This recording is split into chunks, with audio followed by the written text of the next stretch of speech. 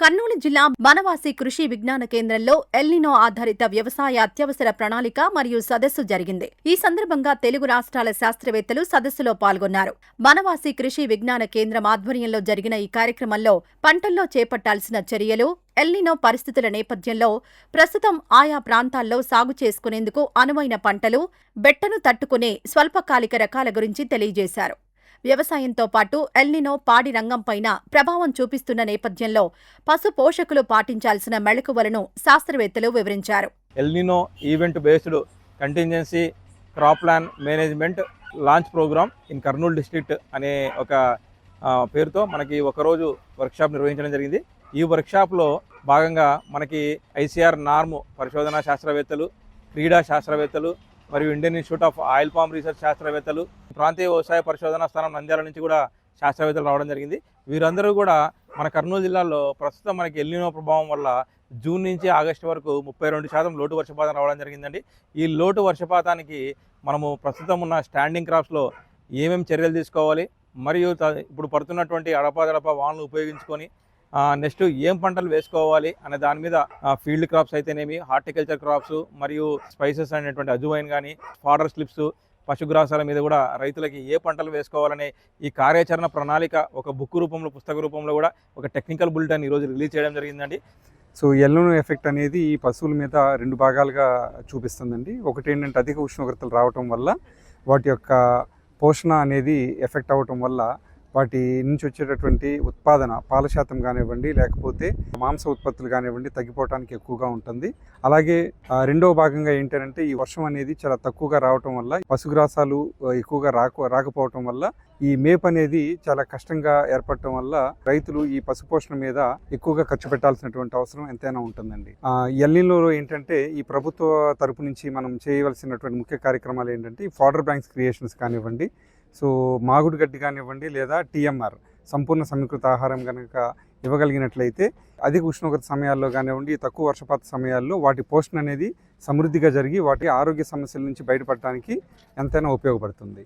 So ఇంకో ముఖ్యమైన విషయం గమనించవలసింది ఏంటంటే ఈ పాడి రైతులు కానివ్వండి, ఈ జీవాలను పోషించేటటువంటి రైతులు వాళ్ళు బీమా అనేది చేసుకోవటం వల్ల అనివార్య కారణాల వల్ల ఇటువంటి ఏమైనా ఇబ్బందులు కనుక జరిగితే కనుక వాటి నుండి ఇబ్బంది లేకుండా వాళ్ళు కొంత ఆదాయాన్ని అయితే పొందడానికి ఎంతైనా ఉపయోగపడతా ఉంది. ఈ వర్షం 2026 ఎల్నినో ఇయర్గా ఐడెంటిఫై చేసినారు. దీని గురించి ICR Indian Council of Agriculture Research నేడొల్లి వాళ్ళు కూడా దాని కింద వర్క్ చేసే సంస్థ అన్నిటికీ సర్కులర్ పంపించినారు.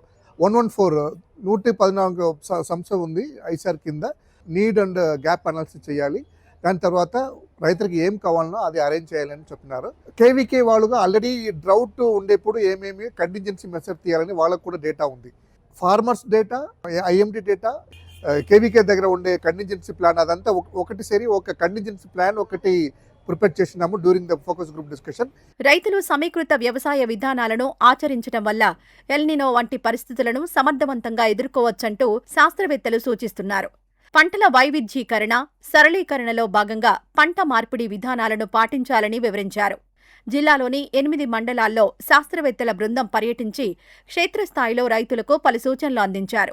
ముఖ్యంగా ఇలాంటి వాతావరణ మారుతున్న పరిస్థితుల్లో క్రీడా యొక్క ప్రధాన భూమిక ఏంటంటే దేశం మొత్తానికి కూడా డిస్ట్రిక్ట్ కంటింజెన్సీ ప్లాన్లు అనేది గత 15 సంవత్సరాల నుంచి తయారు చేసి దాన్ని అప్డేట్ చేస్తూ దేశంలోని అన్ని డిస్ట్రిక్టులకు కూడా ఇవ్వటం.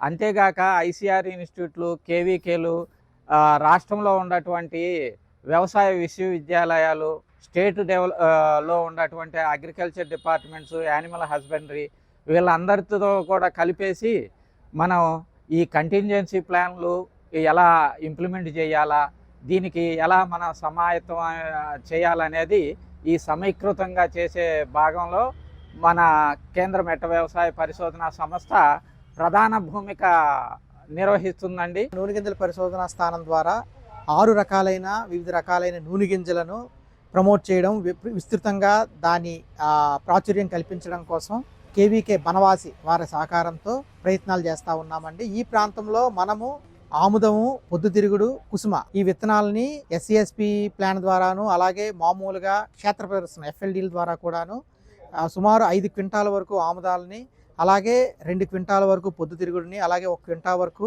తెల్లకుసుమ విత్తనాలను కూడా ఇక్కడ రైతులకు అందజేయడం జరిగింది. ఎల్నినో సమస్యల్ని తట్టుకొని ఎలాంటి పంటలు పండించాలి, ఎలాంటి రకాలను సాగు చేసుకోవాలి అనే దాని గురించి ఇక్కడ అవగాహన కార్యక్రమం నిర్వహించడం జరిగింది.